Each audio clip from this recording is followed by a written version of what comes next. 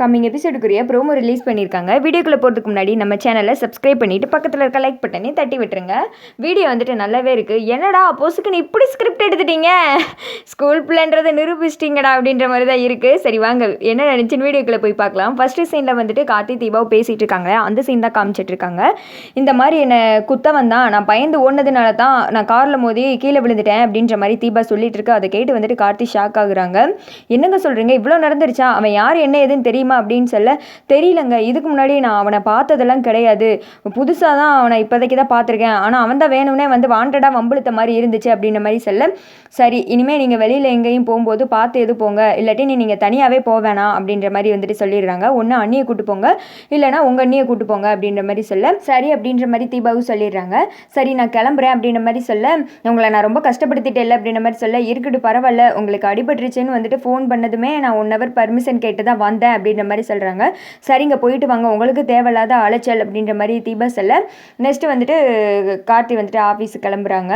அங்கே போய் வந்துட்டு பார்த்தா எல்லாருமே லேபர்ஸ் எல்லாம் ஒரு இடத்துல கூட்டமாக நின்றுக்கிட்டு சோத்த பார்த்த மணிக்கு என்னையா இது அப்படின்ற மாதிரி குசு குசு குசு குசுன்னு மாற்றி மாற்றி பேசிகிட்டு இருக்காங்க. என்னத்தை பற்றியா இப்படி வட்டமிசை மாநாடு நடத்திக்கிட்டு இருக்காங்க அப்படின்ற மாதிரி பார்த்தா, நம்ம ஸ்கூல் டைம்லலாம் கக்கூஸு இந்த மாதிரி இடங்கள்லாம் பார்த்திங்கன்னா தெரிஞ்சிருக்கும்.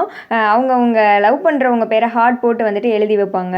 அதே மாதிரி தான் இங்கேயும் கார்த்தி லவ் வித் ரம்யா அப்படின்ற மாதிரி எழுதியிருக்கு. அதை தான் வந்துட்டு எல்லோரும் குசு குசு நின்று வந்துட்டு பார்த்து பேசிக்கிட்டு இருக்காங்க.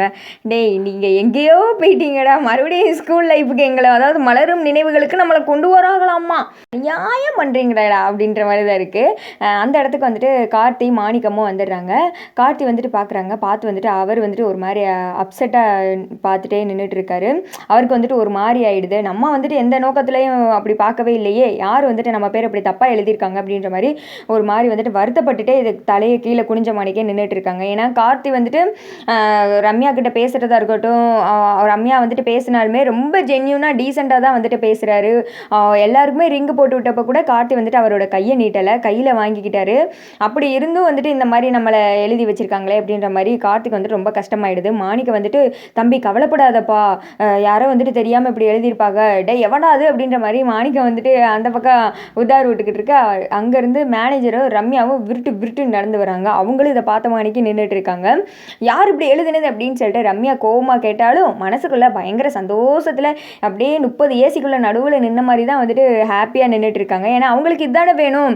கார்த்தி மனசில் எப்படியாவது அவங்க 2 பேரும் சேர்ற மாதிரி, இந்த மாதிரி வந்துட்டு சீன்ஸ் அடிக்கடி கார்த்திக் வந்துட்டு உண்டு பண்ணணுன்றதான் ரம்யாவோட எண்ணம். அதை வந்துட்டு இது லேபராக பண்ணாங்களா இல்லை இது ரம்யாவோட பிளானான்னு கூட தெரியல. ஒருவேளை ரம்யாவே ஆள் செட் பண்ணி இப்படி எழுதி அதை வந்துட்டு கார்த்தி முன்னாடி எல்லாருமே பார்க்கணும், எல்லாருமே நான் என்னையும் கார்த்தி வந்துட்டு தப்பாக பேசணும், எங்கள் 2 பேரையும் வந்துட்டு ஒன்றா ஜாயின் பண்ணி பேசணும் அப்படின்ற மாதிரி கூட சிம்பத்தி கிரியேட் பண்ணுறதுக்காக கூட ரம்யா இதை பண்ணியிருக்கலாம். அப்புறம் கார்த்திகிட்ட வர்றாங்க. கார்த்தி நீங்களாம் எதுக்கு இதை ஃபீல் பண்ணாதீங்க, இங்கே இருக்கிறவங்களே இப்படி தான், யாராவது வந்துட்டு 2 பேர் பேசிட்டா இப்படி தான் தப்பாக நினச்சிருவாங்க சே அப்படின்னு சொல்லிட்டு ரம்யா வந்துட்டு சோகமாக இருக்கா. இருக்கட்டும் மேம், நான் அதெல்லாம் எதுவுமே நினச்சிக்கல அப்படின்ற மாதிரி கார்த்தி வந்துட்டு சொல்லிட்டு விருட்டு அங்கேருந்து கிளம்பிடுறாங்க. ரம்யா வந்துட்டு ஒரு மாதிரி கார்த்தி போகிறதே நின்று பார்த்துட்டு இருக்காங்க. அதோட பார்த்தீங்கன்னா இந்த ப்ரோமோ வந்துட்டு முடிஞ்சிருது. இதில் ஒன்று கவனிச்சிருந்தீங்கன்னா தெரிஞ்சிருக்கும், ஐஸ்வர்யா என்ன தான் தீபாவை பற்றி தப்பாக சொன்னாலுமே ஆனந்த் வந்துட்டு கரெக்டாக சொன்னார். இந்த மாதிரி என் தம்பி வந்துட்டு தீபா மேலே உயிரே வச்சுருக்கான், தீபாவை வந்துட்டு எங்கள் அம்மாவை ஏற்றுக்க வச்சான் அப்படி இப்படின்னு என்னெல்லாமோ சொன்னாலும் அதை வந்துட்டு ரம்யாவோட மனசு அக்செப்ட் பண்ணிக்க மாட்டேங்குது. கார்த்தி தான் வேணும் அப்படின்னு சொல்லிட்டு இந்த ரம்யா ஏன் ஒத்த காலில் நிற்குதுன்னு தெரியவே இல்லை. அது ஏன் வந்துட்டு சீரியலில் மட்டும் கல்யாணம் ஆன ஹீரோக்கள் பின்னாடியே அமுச்சு விட்றாங்க. இதை பற்றி என்ன நினைக்கிறீங்கன்னு சொல்லிட்டு கமெண்ட்